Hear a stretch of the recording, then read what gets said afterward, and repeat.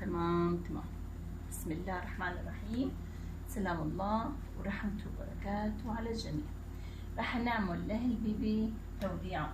هي شفتي وقت الواحدة بتتجوز مش رفقاتها بيعملوا لها توديعة، وحدة بتولد بيعملوا لها استقبال. فنحن هلا راح نعمل توديعة من الرحم مشان نستقبلها بالحياة للبيبي. الأستاذي بدنا نسميها شو بدنا نسميها؟ حنين. يلا يا حنين هلا هي جاي اخذي هالجانب هذا الايمن. تمام. الجانب الايمن بياخذ وقت اكثر بالتحول ضمن الحوض ليتحول الراس، فانا بنصحك مشان تولدي طبيعي لانك بكريه نامي على الجانب الايسر لجسمك، نامي على اليسار وحطي مخدي تحتك. وهي شغله ثانيه، كتري من اكل التمر. هلا تمر خففي من الاكل الصلب، يعني الطبخات، الرز، الملوخيه، فاصوليا، هالشغلات هي اللي تقيله على الجسم خففي منها. طبعا رح نلاقي الصوره هلا مشوشة وما رح تعجبنا الصوره، بس مو انه نحن عنا مشكله مطلقا، لا بالله، بس لانه في تقلصات طبيعيه تحدث بالرحم. هلا لك كيف عامله الرحم كله تقلصاتها، هذا التشويش هذا من تقلصات الرحم، لانه عفوا منك بس شوي ميل شوي على جنب، لانه الراس هيك بشكل معترض، لسه ما اخذ توجهه الطبيعي الكامل لانه يدور بالحوض. ف خليني لو اوصل لك الراس. اذا شو كنا عم نقول، التقلصات الطبيعيه اللي بتصير هلا بطنك هيك بتقلص، هيدي تحضير وتهيئه لتوسع الرحم وتشكل القطعه السفليه مشان تساعد على الولاده ان كان طبيعي وان كان قيصري. فهي اشارات على قرب موعد الخلاص يعني المخاض. فبدها تولد طبيعي، بدها تخفف من كمية الأكل اللي بتجي هون. هون المعدة هي التكلس، هون المعدة ارتفعت، المرارة ارتفعت، الكبد ارتفع، كله بيندفش من الولاد، كله بيدفش الولاد.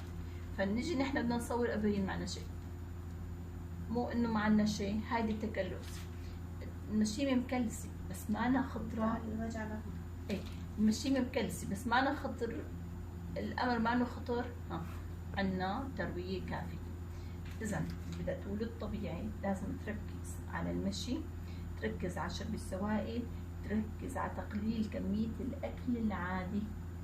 وجبة الغداء اللي بياكلها زوجها ما بصير هي تاكل منه، لازم تخفف، تعتمد على السوائل، تعتمد على زيت الزيتون، تعتمد على التمر واللبن.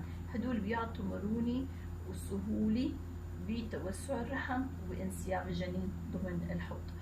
اللي بتقعد على الارض وبتتربى هيدي بيكون عندها مرونه. اللي بيتها عربي او قعدتها عربيه هي عندها مرونه بالحوض، لانه بتقعد متربعه وبتتمدد، بتقعد على الكرسي بضل جسمها قاسي. اللي بتقعد موظفه بيكون جسمها قاسي، اللي بتكون هيك دائما حركه بيتها وتشتغل اعمال بيتها، بيكون هيدا علامات ودلائل على ولاده طبيعيه. يعني بيكون عندها جسمها مستعد يولد طبيعي لانه هي عندها مرونه، عندها حركه. اللي زوجها موجود دائما متواجد حدها، فهيدي كمان عندها معاشره زوجيه مستمره، كمان عندها عامل بيساعدها على الولاده الطبيعيه. اما اللي بيكون زوجها مسافر، بيكون زوجها بعيد، او بتكون بعدين ما بيقرب من زوجته كل فتره الحمل، او بيكون عندها حمول عاده الخطوره وما بيسترجع يقرب منها، هيدي بتكون اسباب بتساعد على الولاده القيصريه. العمر بيساعد على الولاده الطبيعيه، عمرك صغير بنتي، فبيساعدك على الولاده الطبيعيه لانه بيكون في مرونه بالالياف العضليه وبسهوله بالتمدد والتقلص، لانه هي الولاده الطبيعيه بدها تمدد وتقلص. هي وجهها لك هون. هلا بالزاويه اليسار قدرت حوش الراس. طبعا نحن بعد 15 يوم بالتسعه للبكريه بنعمل لها فحص نسائي وبنشوف انسجام الراس مع الحوض.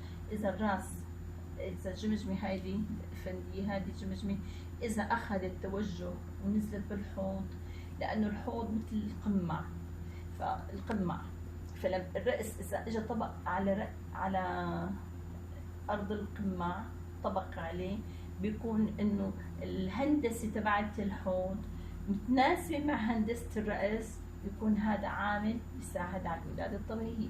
اما اذا كان الهندسه ما أنا متناسبه، يعني الراس مايل وما دخل بالحوض، بعد 15 يوم للبكريه بيكون عندها عدم تناسب هندسي بالحوض، بيكون هذا احتمال القيصرية أكثر، خاصة إذا جاها طلق وفتح الرحم وما نزل الرأس بالحوض، بصير معرضة لوضع صعب بالنسبة للولادة.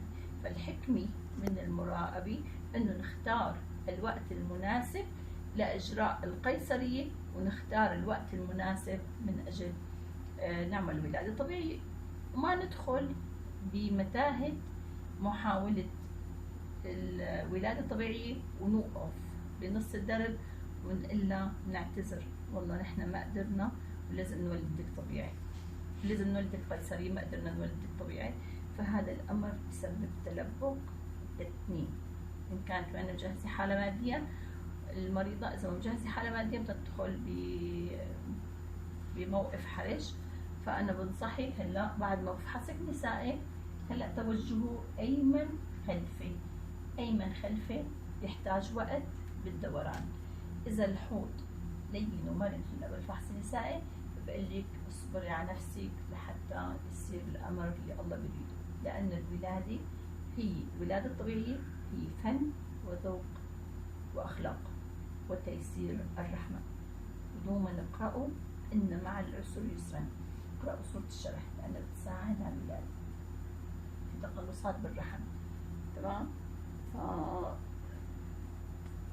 خلينا هلا نحن في تقلصات. ما شدتيني ولا كثير وجعني. أنا حولت حولت الرأس لأنه بتقلب بالليل وبحس إنه السائل الأمنيوسي تماما، السائل الأمنيوسي ضمن الطبيعة. شوف لما بتقلبي أنا عم بتقلب بحس إنه بدي أقوم أفرغ بعدين أتقلب، لأنه كثير بحس إنه في ألم، في تقلصات بالرحمة منيحة، في عندك تقلصات.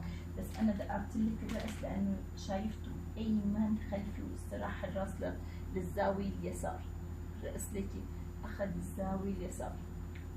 فهذا مو الشيء اللي منيح للولادة الطبيعية إلا إذا غير. إذا هلا ما في تبدل بالحوض نصبر لنشوف إذا في ارتفاع سرور. ما في ارتفاع سرور بس السائل قليل وفي تكلس درجي، لكن ما بيقلقنا الأمر إذا كانت التقلصات ما مؤلمة وخفيفة، بتكون هي تقلصات روتينية طبيعية أثناء الشهر التاسع بتوسع بيت الولاد الرحم.